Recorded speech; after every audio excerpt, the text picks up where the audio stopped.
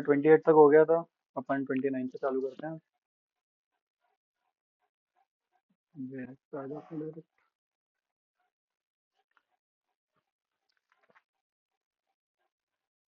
तो अपन पहले अभी कितना है, 25 से 28 में अपन ने रिलीजियस इंस्टीट्यूशन वगैरह के लिए पढ़ा था। अब अपन कल्चरल एंड एजुकेशनल राइट देखेंगे। ये अपना फिफ्थ फंडामेंटल राइट होगा यहाँ पे। ये माइनॉरिटीज के लिए और उनके एजुकेशनल इंस्टीट्यूशन के लिए बात करता है। ठीक है। ये क्या बोल रहे हैं? 29 article. Any section of the citizens, citizens के लिए है, residing in the territory of India. मतलब जो बाहर रहते हैं, नॉन रेसिडेंट इंडियंस हैं, उन लोग के लिए नहीं लगेगा। या any part there of having a distinct language, script या culture of its own shall have the right to conserve that same, conserve the same. तो इन लोग को क्या राइट मिल रहा है? राइट टू कंजर्व मिल रहा है तीन चीजों का, लैंग्वेज, स्क्रिप्ट और कल्चर। किनको मिल रहा है? जो कि यहाँ के सिटीजन है और किसी भी पार्ट में रह रहे हैं और उनकी खुद की डिस्टिंक्ट लैंग्वेज, स्क्रिप्ट या कल्चर है, उन सबको एक राइट टू प्रिजर्व मिल रहा है इस पहले आर्टिकल, पहले क्लॉज से। पर अपन को पता है कोई भी राइट अपना एब्सोल्यूट नहीं होता, तो उसके थोड़े से एक्सेप्शन है इन अ वे। अगर अपन क्लॉज 2 देखेंगे तो यहाँ पे लिखा है, no citizen shall be denied admission into any educational institution maintained by the state और receiving aid out of state fund on grounds only of religion, race, caste, language और एनी ऑफ देम। ठीक है, तो इसमें क्या बोला है यहाँ पे? एडमिशन डिनाई करा नहीं किया जा सकता किसी भी एजुकेशनल इंस्टीट्यूशन में। दो तरह के एजुकेशनल इंस्टीट्यूशन, जो कि स्टेट मेंटेन्ड हो या फिर स्टेट से उनने एड ली हो, एड मिल रही हो उनको। तो अब उनमें किसी को भी, यहाँ पे माइनॉरिटी की बात नहीं करी जा रही है, इन जनरल सिटीजन को रोकने की बात करी जा रही है, नहीं कर सकते। चार ग्राउंड पे, रिलीजन, रेस, कास्ट, लैंग्वेज और एनी ऑफ देम। ठीक है, यहाँ पे ध्यान दोगे तो यहाँ पे सेक्स की बात नहीं करी गई है। जेंडर के बेसिस पे आप किसी का एडमिशन रोक सकते हैं या फिर कोई और। जैसे अपन ने 15-16 में पढ़े थे, और भी ग्राउंड्स थे, यहाँ पे सिर्फ चार ग्राउंड्स है।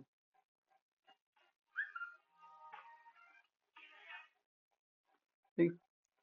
फिर हाँ, अब ध्यान नहीं दे रहे? हेलो। अच्छा, अभी दे रहा है? हेलो। हाँ ठीक है। ठीक है, यहाँ पे अपन आर्टिकल 29 देख लिया। मेरे को बताओ, अपन ने आर्टिकल 20, आर्टिकल 29 में अपन ने देखा कि किसी को, आर्टिकल 29 के क्लॉज 2 में अपन ने देखा कि किसी को भी एडमिशन डिनाई नहीं करेंगे। एडमिशन डिनाई नहीं कर सकते चार ग्राउंड पे, है ना? एजुकेशनल इंस्टीट्यूशन में, इंस्टीट्यूशन में। तो इस आर्टिकल में, तो आर्टिकल 29 के क्लॉज 2 में और 15 के क्लॉज 1 में क्या डिफरेंस है, कोई बताएगा?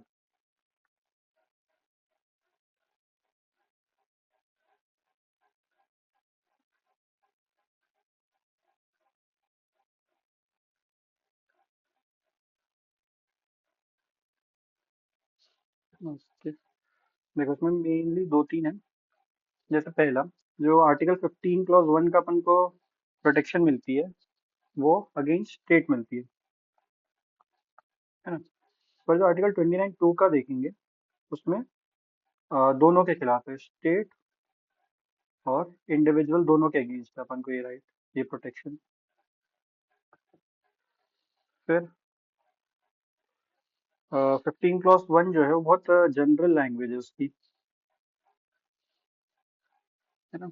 बहुत जनरल है वो।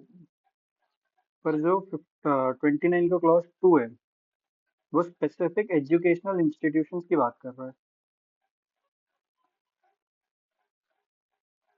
अगर अपन आगे के भी क्लॉजेस देखेंगे आर्टिकल 15 के, तो वहां पे भी जो एडमिशन का वो मिल रहा है, रिजर्वेशन मिल रहा है, वो एक राइट नहीं है, वो एक जरिया है स्टेट के लिए कि वो रिजर्वेशन अगर उनको नीड लगे, उनको अप्रोप्रिएट लगे, तो वहां पे वो एडवांसमेंट के लिए रिजर्वेशन कर सकता है। पर यहाँ पे बोल रहा है किसी को डिनाई नहीं करेंगे 29 क्लॉज 2 में। तो ये थोड़ा ज्यादा स्पेसिफिक है। ठीक है? यहाँ पे जो आर्टिकल 15 का क्लॉज 2 है, 15 का क्लॉज 1 है, वहाँ पे कोई ऐसी स्पेसिफिक वो नहीं है कि कौन से इंस्टीट्यूशंस में लगेगा इक्वालिटी का राइट। वहाँ पे पूरा वाइड है, सब जगह आपको इक्वालिटी होगी। बट यहाँ पे जो दो तरह के एजुकेशन इंस्टीट्यूशन की बात करी है 29(2) में, कौन से मेंटेन्ड आउट ऑफ स्टेट है, मेंटेन्ड बाय स्टेट है, मेंटेन्ड बाय स्टेट, या फिर receiving aid out of state, out of state. ये दो ग्राउंड्स है। ये तीसरा पॉइंट हो गया। और एक और जो मैंने ऑलरेडी बताया, जैसे 15 क्लॉज 1 में 5 ग्राउंड है डिस्क्रिमिनेशन के, मतलब इन ग्राउंड आप नहीं कर सकते। और 29 के क्लॉज 2 देखे, उसमें से 4 है, सिर्फ 4 ग्राउंड है।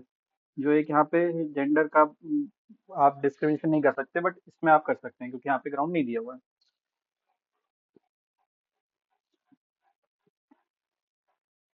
ठीक है, यहाँ पे इसमें कोई दिक्कत।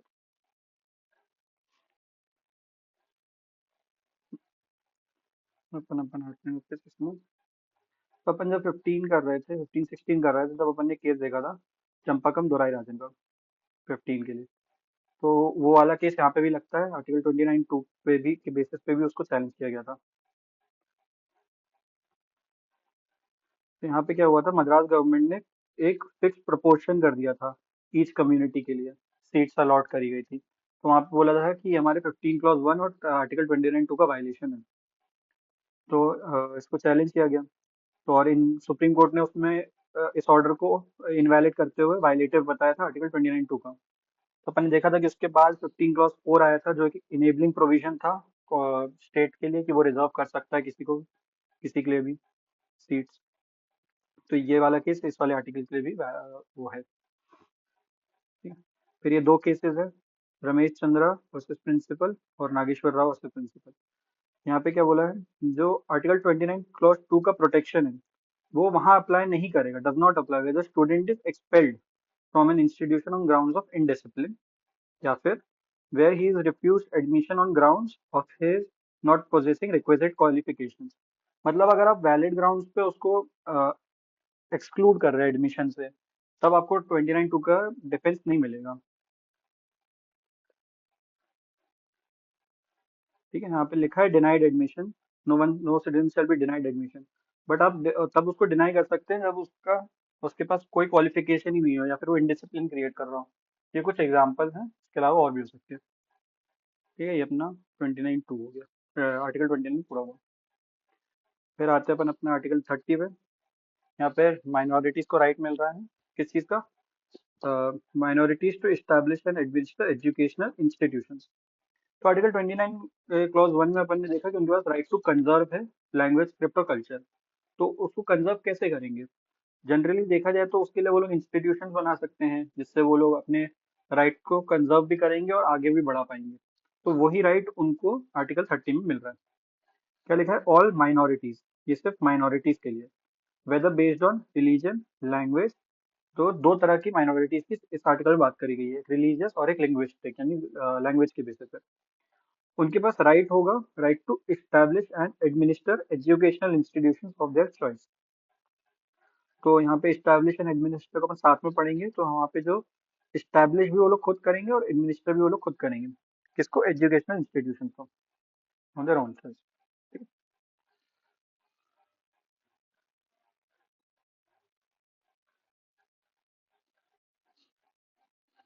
फिर यहाँ पे आया है अपना क्लॉज 1A।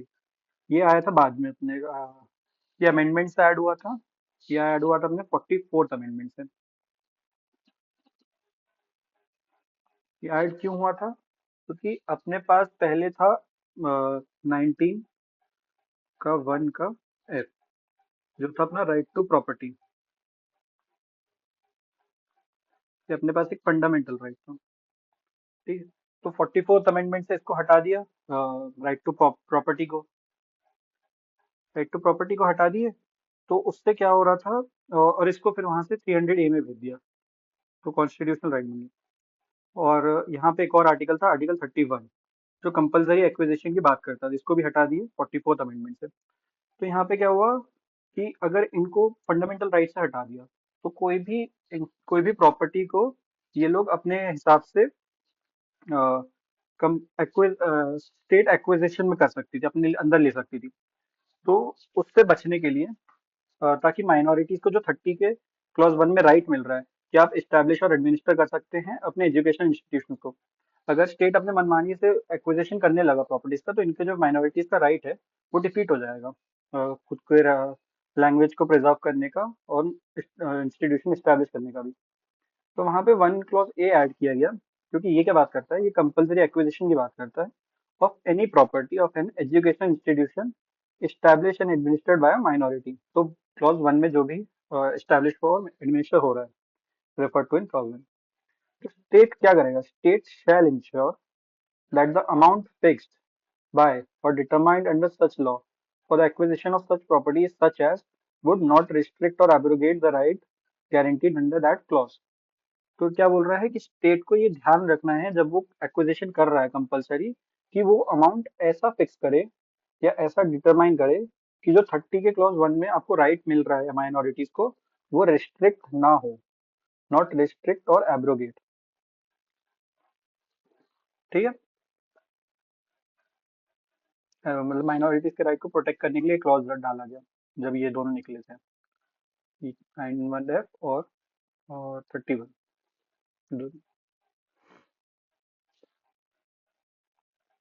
फिर लास्ट क्लॉज है, the state shall not in granting aid to educational institution discriminate against any educational institution on the ground that it is under the management of a minority whether based on religion or language। तो यहाँ पे क्या बोल रहा है, state को यहाँ पे रोक लगा रहे हैं कि अगर आप किसी एजुकेशनल इंस्टीट्यूशन को ग्रांट दे रहे हैं, किसी भी तरह से एड कर रहे हैं, तो आप वहाँ पे डिस्क्रिमिनेट नहीं कर सकते। किस ग्राउंड पे, कि ये किसी पर्टिकुलर माइनॉरिटी का है। किसी दूसरे बेसिस पे आप कर सकते होंगे, बट इस बेसिस पे आप यहाँ पे नहीं कर सकते, भले ही वो रिलीजियस हो या फिर लिंग्विस्टिक माइनॉरिटी हो। उनका राइट को फिर से प्रोटेक्ट किया जा रहा है इसके अंदर। इसमें कोई दिक्कत आर्टिकल 30 में?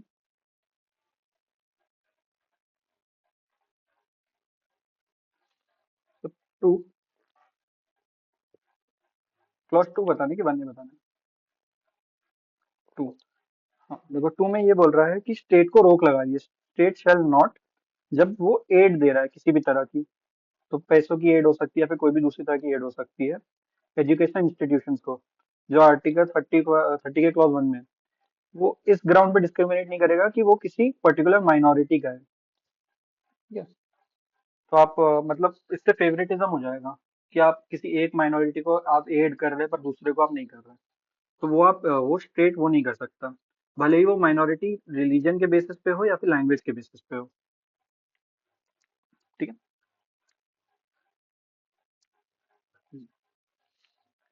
तो एक आध केसेस देख लेते हैं।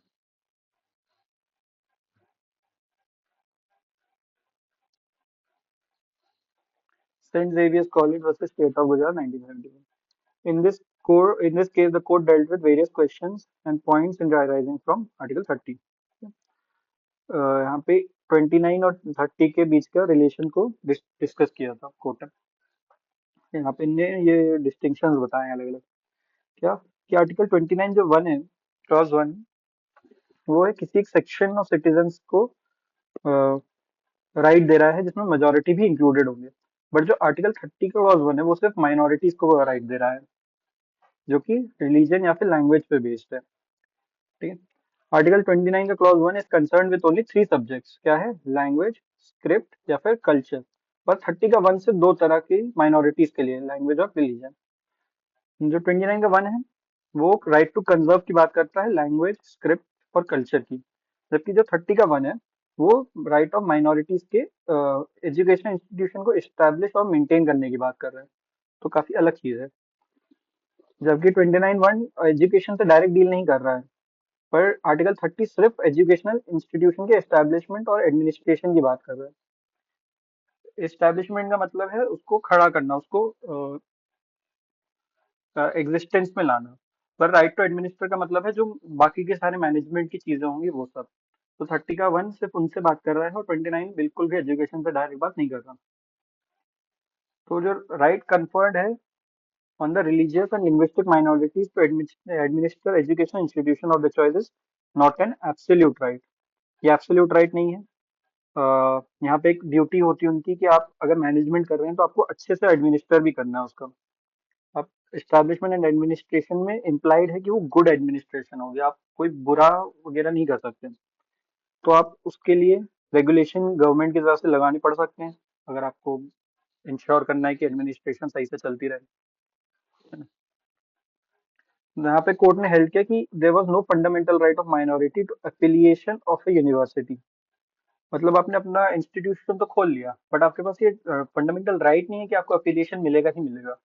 क्योंकि अफिलिएशन के लिए यूनिवर्सिटीज के लिए आपको कुछ कंप्लायंस होती है, कुछ रूल्स एंड रेगुलेशन फॉलो करने पड़ते हैं। अगर आप वो सही से फॉलो नहीं कर रहे हैं तो आपको ये डिनाई किया जा सकता है अफिलिएशन।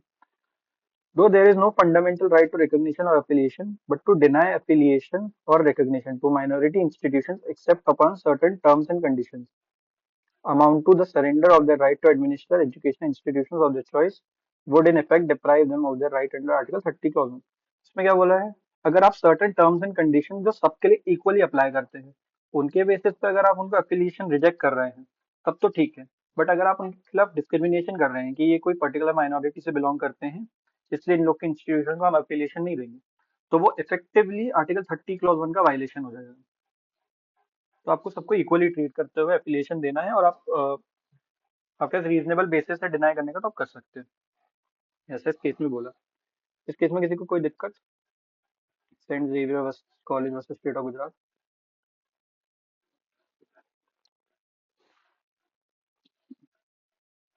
फिर आते आगे, Sidhraj bhai versus state of Gujarat.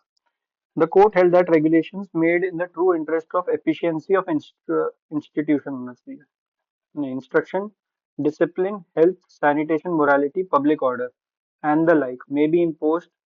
तो अगर इन सब ग्राउंड पे स्टेट कोई भी रिस्ट्रिक्शन या फिर कोई भी रेगुलेशन लगाती है किसी भी इंस्टीट्यूशन पे, तो वो सब लगाई जा सकती है कि आपको कैसे करवाना है डिसिप्लिन, हेल्थ, सैनिटेशन मेंटेन करने के लिए किसी भी इंस्टीट्यूशन के अंदर।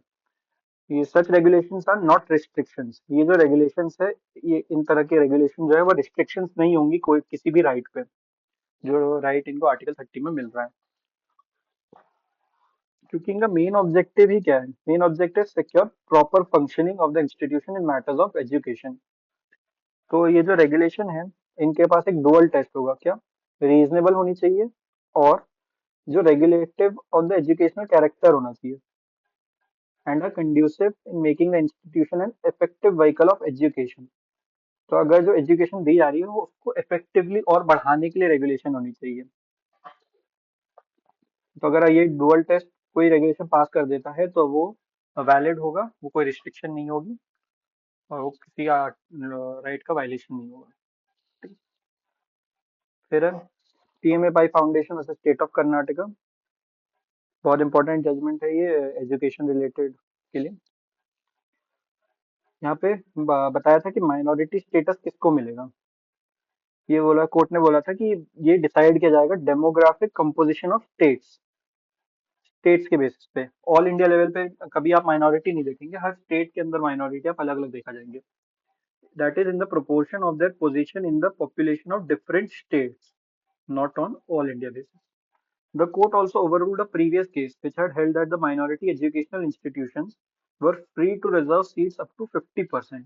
ये एक पुराने केस में हेल्ड किया गया था कि आप माइनॉरिटी इंस्टीट्यूशन 50% तक सीट रिजर्व कर सकते हैं। तो इस वाले केस में उसको ओवररूल कर दिया गया, ओवररूल कर दिया। यहाँ पे क्या बोला, द कोर्ट ने बोला कि यहाँ पे स्टेट्स एम्पावर्ड हैं, पर्टिकुलर स्टेट्स सारी एम्पावर्ड है कोटा फिक्स करने के लिए माइनॉरिटी स्टूडेंट्स के लिए, taking into admission in the type of institution, population and educational needs of the minorities। ये ध्यान में रखते हुए कि इंस्टीट्यूशन कैसा है, पॉपुलेशन कितनी है और एजुकेशनल नीड्स कितनी है। तो जैसे अपन ने आर्टिकल 15 और 16 में पढ़ा था, अप्रोप्रिएट होना चाहिए, प्रॉपरली जो रिप्रेजेंटेड नहीं है, जिनकी एजुकेशनल नीड्स बहुत कम है, उन लोग को ज्यादा आगे बढ़ाया जाएगा। और अगर एडेड माइनॉरिटी इंस्टीट्यूशंस हैं तो वहाँ पे कंप्लीट ऑटोनॉमी आप क्लेम कर ही नहीं सकते। मतलब आपको स्टेट फंडेड है या फिर स्टेट एडेड है, तुम आप ऑटोनॉमी नहीं क्लेम करेंगे और आप उस पर रिजर्वेशन लगाया जा सकता है। The right under Article 30 Clause 1 cannot be such as to override the national interest or prevent government from making from framing regulation in that behalf।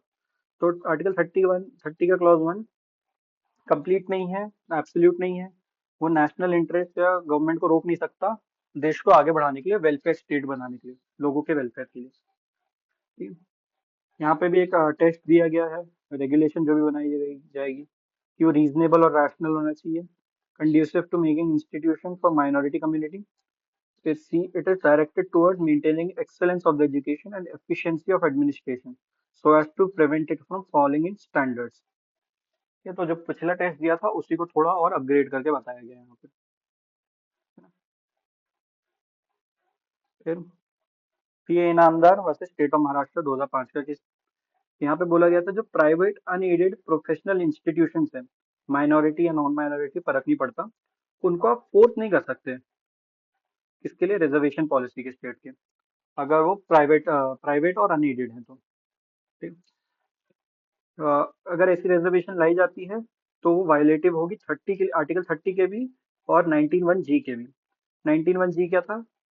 Right to profession और बिजनेस और ऑक्यूपेशन, ये अपना इसमें right था 19(1) में, तो ये violation होगा उसका भी। ठीक। Unaided private institutions can have their own admissions provided it is fair, transparent and non-exploitative and based on merit। मतलब अगर वो फेयर ट्रांसपेरेंट है अनएडेड इंस्टीट्यूशंस का, तो वो लोग अपने हिसाब से कर सकते हैं। It further held that every institution is free to devise its own fee structure subject to the limitation that there can be no profiteering। मतलब आप ज्यादा प्रॉफिट नहीं कमा सकते। ठीक है? क्योंकि एजुकेशन को कोई बिजनेस नहीं बताया गया है। और कैपिटेशन फी भी आप अलाउ नहीं कर सकते। फिर ये लास्ट केसेस वाले आर्टिकल के, इसमें क्या बोला है? The minorities can not establish educational institutions only for the benefit of their own community. मतलब वो सिर्फ खुद की कम्युनिटी को आगे बढ़ाने के लिए नहीं कर सकते, उनको बाकियों को भी एडमिशन देना पड़ेगा, बाकियों को साथ लेके चलना पड़ेगा। कोर्ट ने बोला अगर ये एम होता आर्टिकल 30 क्लॉज 1 का कि सिर्फ उनको बेनिफिट हो, तो वहां पे दूसरा ये आर्टिकल का फर्स्ट क्लॉज डिफरेंटली वर्डेड होता। वहां पे बोला जाता कि फॉर देयर ओन कम्युनिटी भी मेंशन होता, बट सिंस वहां पे ये वर्ड्स नहीं लिखे हुए हैं, ये लीगली इम्परमिसिबल है। आप लीगली अलाउ नहीं कर सकते आर्टिकल 30 क्लॉज 1 को ऐसे पढ़ना कि माइनॉरिटीज का इंस्टीट्यूशन इस्टेब्लिश करना सिर्फ उनके बेनिफिट के लिए होगा। समझ आया यहाँ तक? कोई दिक्कत?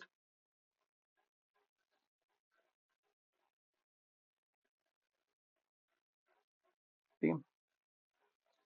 फिर अब अपन आते हैं, ये अपना हो गया फिफ्थ राइट भी हो गया, कल्चरल एंड एजुकेशनल राइट्स हो गए। अब आते हैं अपन सेविंग ऑफ सर्टन लॉस पे, थोड़ा इंटरेस्टिंग है। ठीक है। तब ना यहाँ पे थोड़ा हिस्ट्री पे जाएंगे अपन कि देखो हुआ यूँ था।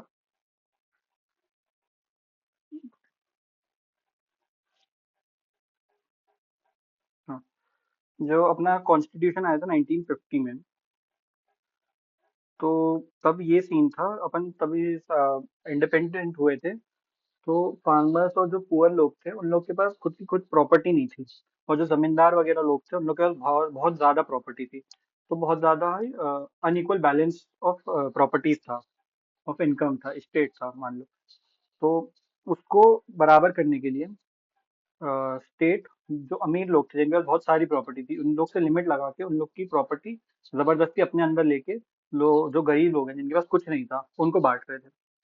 तो वहां पे उसको चैलेंज किया गया था, चैलेंज किए थे तो कोर्ट ने बोल दिया कि ये गलत है। तो उनने क्या किया, फर्स्ट अमेंडमेंट एक्ट लेके आए, और वहां पे आर्टिकल 31 का क्लॉज ए जोड़ा गया पहले तो। उसमें क्या बोला, वहां पे notwithstanding anything contained in article 13, no law providing for, ये तीन चार चीजें, ये सी और डी बाद में ऐड किए गए थे, ए और बी थे पहले सिर्फ। तो इसमें क्या बोला गया, एक्विजिशन या फिर taking over management of any property. तो अगर स्टेट कोई भी प्रॉपर्टी लेके उसके साथ कुछ भी कर रहा है, तो आर्टिकल 13 के अंदर नहीं आएगा। आर्टिकल 13 का डायरेक्ट एक्सेप्शन बता दिया। आर्टिकल 13 में अपन ने पढ़ा था कि जुडिशियल रिव्यू की पावर आती है, तो अगर आर्टिकल 13 में ही नहीं आएगा तो कोर्ट उसको गलत ही नहीं बता सकता। तो ये वैसे लॉज को प्रोटेक्ट कर रहा था जो किसी भी प्रॉपर्टी को या फिर स्टेट को एक्वायर कर रहे थे कंपलसरी वे में, है ना। वहाँ पे आर्टिकल 31 को जोड़ा गया फर्स्ट फर्स्ट अमेंडमेंट से। नंबर 4 है ये, तो इसको फर्स्ट अमेंडमेंट से जोड़ा गया। यहाँ पे क्या क्या बोला गया है? नो लॉ प्रोवाइडिंग फॉर, पहला, acquisition by the state of any state और एनी राइट्स देयरिन और द एक्सटिंग्विशमेंट और modification of any such rights. B में, taking over the management of any property by the state for a limited period. तो अगर आप पूरी तरह से ले रहे हैं या फिर लिमिटेड पीरियड के ले रहे हो, इसलिए पब्लिक इंटरेस्ट में, और in order to secure the proper management of the property. तो ये दो राइट्स थे, तो इन लोगों को वो दिया गया। यहाँ पे एक और होगा, हाँ ई भी है। ये क्या हो गया?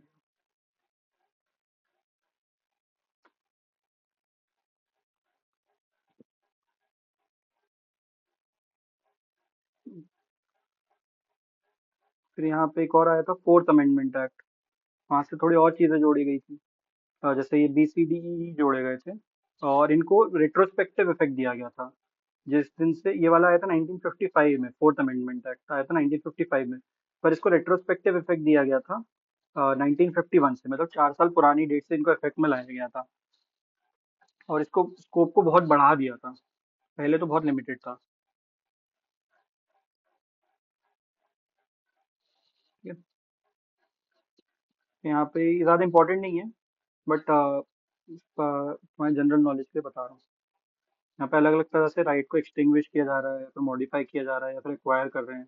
एमलगेमेशन ऑफ टू और मोर कॉर्पोरेशंस, मतलब दो इससे या उससे ज्यादा कंपनीज को जोड़ के उनको पब्लिक इंटरेस्ट में जोड़ देना, या फिर उनका मैनेजमेंट एक्वायर कर लेना। ये सब इसमें राइट्स दिए गए हैं स्टेट को। इम्पोर्टेंट होता है अपना यहाँ पे 31 बी। 31 बी इम्पोर्टेंट है, क्यों? 31 बी से आता है अपने पास ninth schedule. Ninth schedule important इसलिए है क्योंकि नाइन्थ शेड्यूल से क्या होता है, अगर कोई भी लॉ बनाया गया और उसको अगर अपन ने नाइन्थ शेड्यूल में डाल दिए, तो उसका जुडिशियल रिव्यू नहीं हो सकता। उसका जुडिशियल रिव्यू नहीं हो सकता, ऐसा 31 बी में वैलिडेशन दिया गया नहीं। क्या बोला है? Without prejudice to the generality of the provision contained in article 31 A. तो 31 ए में जो दिया है वो तो दिया ही है, उसके साथ साथ none of the acts and regulations specified in ninth schedule, nor any of the provisions thereof shall be deemed to be void or ever to have become void on the ground that such act, regulation, or provision inconsistent with or takes away or abridges any of the rights conferred by any provisions of this part। तो इनने सीधा सीधा बोल दिया कि यार ना तो वो void होंगे, या फिर उनको माना जाएगा कि वो कभी बने हैं, या फिर कभी void हुए होंगे पहले। अगर कोई भी लॉ को इसमें डाल दिया, भले ही वो कोई भी राइट से इनकंसिस्टेंट हो, या फिर उन किसी राइट को ले रहे हो, तो उनको पूरी तरह से इम्यूनिटी दे दी गई एक तरह से, अगर उनको फिफ्थ शेड्यूल में डाल दिया। ये भी आ गया था अपना first schedule, first amendment act से।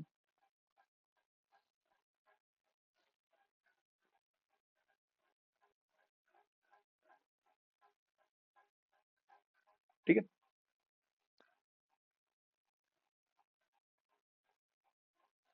फिर आर्टिकल 31 सी, यहाँ पे saving of laws giving effect to certain directive principles. ये वाला बाद में ऐड हुआ था आई थिंक। हाँ, ये 42 से ऐड हुआ था। हम्म, नहीं सॉरी, ये 25 से ऐड हुआ था, 25 अमेंडमेंट एक्ट से।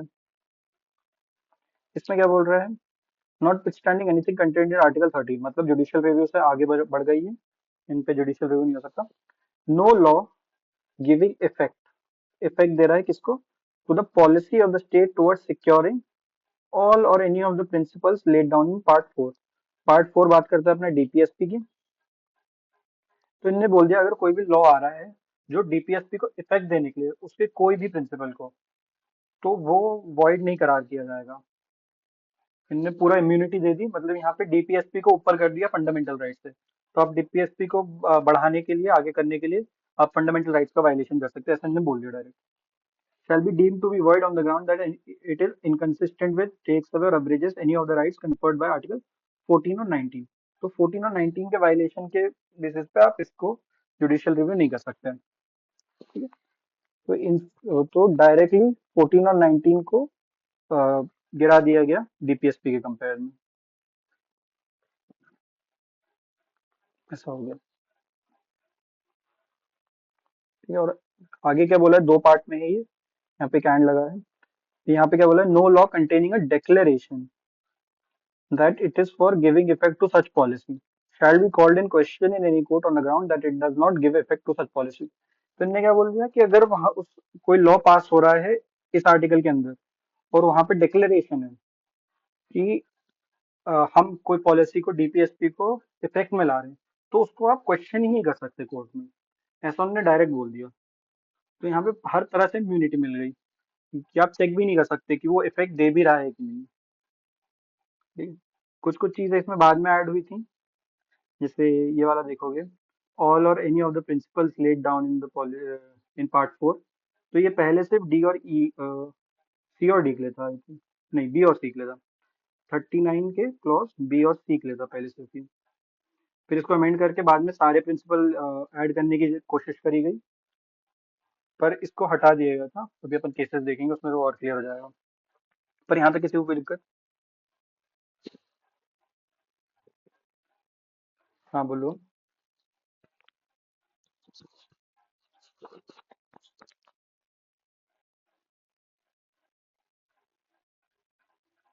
वो अभी अपन देखेंगे केसेस में कि कैसे नाइन्थ शेड्यूल के भी केसेस देखेंगे कि नाइन्थ शेड्यूल की क्या वैलिडिटी है अभी के इसमें। मैंने सिर्फ आर्टिकल में जो लिखा अभी मैंने सिर्फ वो बताया है। अभी अपन जुडिशियल इंटरप्रिटेशन देखेंगे सारी। ठीक है? इस वाले में देखना 31C में डीपीएसपी को 14 और 19 के अबव बताया हुआ है। ठीक है, सारे फंडामेंटल राइट्स के नहीं, पर यही सबसे इम्पोर्टेंट भी होते हैं सबसे ज्यादा। तो वो भी बात है। अब अपन आते हैं केसेस पे थोड़े से।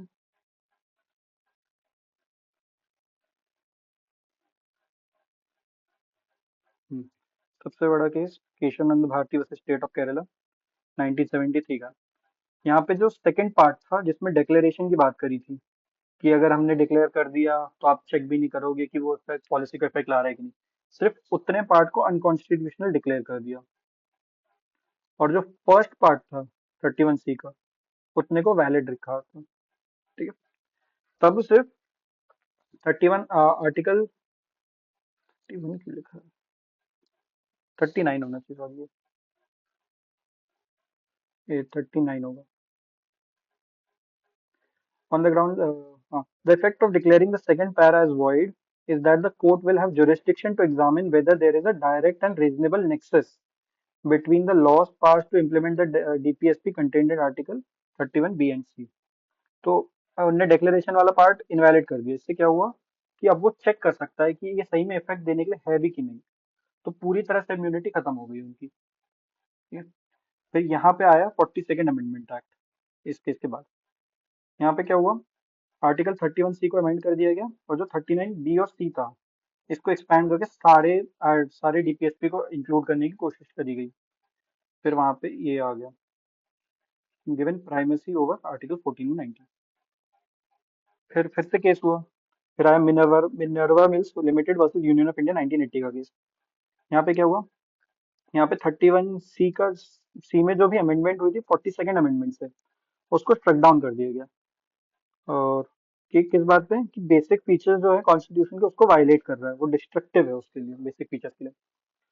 जो यहाँ पे कोर्ट ने बोला, the Indian constitution founded on the bed rock of the balance between fundamental rights and DPSP. तो उन दोनों को बैलेंस करते हुए चलना है। आप किसी को भी प्राइमेसी नहीं दे सकते किसी और के ऊपर। टू गिव एब्सोल्यूट प्राइमेसी मतलब पूरी तरह से प्राइमेसी आप नहीं दे सकते, is to disturb the harmony of the constitution. The harmony and balance between fundamental rights and DPSP is an essential feature of the basic structure of the constitution. ये court ने बोला। जो डायरेक्टिव प्रिंसिपल्स हैं वो prescribe करते हैं एक गोल जहाँ पे अपन को पहुंचना है, और जो फंडामेंटल राइट्स हैं वो अपन को जरिया बताते हैं कि अपन को कैसे वहां तक पहुंचना है। तो इसलिए इन दोनों को साथ में पढ़ना है। The goal set out in part 4 is have to be achieved without abrogating the means provided by part 3। Thus there is no conflict between DPSP and fundamental rights, they are meant to supplement one another। एक दूसरे को supplement कर रहे हैं। Article 31C, as originally introduced by the 25th Amendment, is constitutionally valid।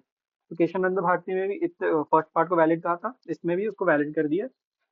तो कितना part यहाँ पे 39 बी और सी दिया है। बी और सी को प्राइमेसी दी है आर्टिकल 14 और 19 के ऊपर, वहां तक का वो वैलिड है। पर बाकी का जो ये वाला पार्ट है कि ऑल डायरेक्टिव प्रिंसिपल्स हैं, ये इनवैलिड है। और केशवानंद भारती में जो डिक्लेरेशन वाला प्रोविजन था वो अनकॉन्स्टिट्यूशनल कर दिया था, वो भी इनवैलिड है। फिर है Waman Rao versus Union of India का केस। इसमें बोला था सुप्रीम कोर्ट ने कि as it stood prior to the 42nd constitution amendment did not damage any of the basic और essential features of the constitution and was therefore valid. तो इसमें भी सेम बात बोली गई है। 31C का जो पहला पैरा है, 39 बी और सी वाला से वो वाला पार्ट वैलिड है। All the amendments to the Constitution made prior to the decision in Keshav Bharati case, by which the ninth schedule was amended and several acts and regulations were included in were valid. तो इसमें क्या बोला, जो केशवानंद भारती का case था वो आया था, उसकी डिसीजन का डेट था 24 अप्रैल। तो इसमें बोला गया है वामन राव के केस में कि केशवानंद भारती केस के पहले जितने भी एक्ट्स और रेगुलेशंस 9th शेड्यूल में डाल दिए गए थे वो सब वैलिड रहेंगे, उन पे जुडिशियल रिव्यू नहीं होगा। But amendments made on or after the decision 24 April 1973 के बाद 9th शेड्यूल में जितने भी अमेंडमेंट्स हुए होंगे वो सब ओपन फॉर चैलेंज होंगे on the ground that they are beyond the amending power of parliament for damaging the basic structure of the constitution. तो यहाँ पे इन्होंने बेसिकली दो टाइमलाइन दी थी, एक भारतीय केस का डिसीजन से पहले और डिसीजन के बाद। तो पहले में तो आप कुछ नहीं कर सकते, पूरी इम्यूनिटी है जितने भी ऐड हो गए, बट अगर बाद में हुए हैं तो वो सब ओपन टू चैलेंज रहेंगे, तो उन पे जुडिशियल रिव्यू हो सकता है। फिर IR Coelho dead by legal representative versus state of Tamil Nadu में भी सेम बात कही थी। Any law placed in the 9th schedule after 24 April 1973 और would be open to challenge, same बात कही थी इसमें भी। यहाँ तक कोई दिक्कत किसी को?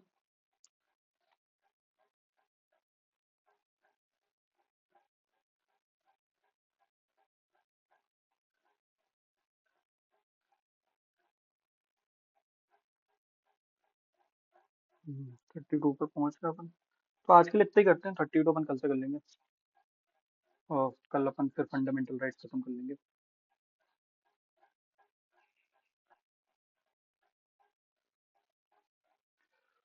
और कोई डाउट हो तो बताओ।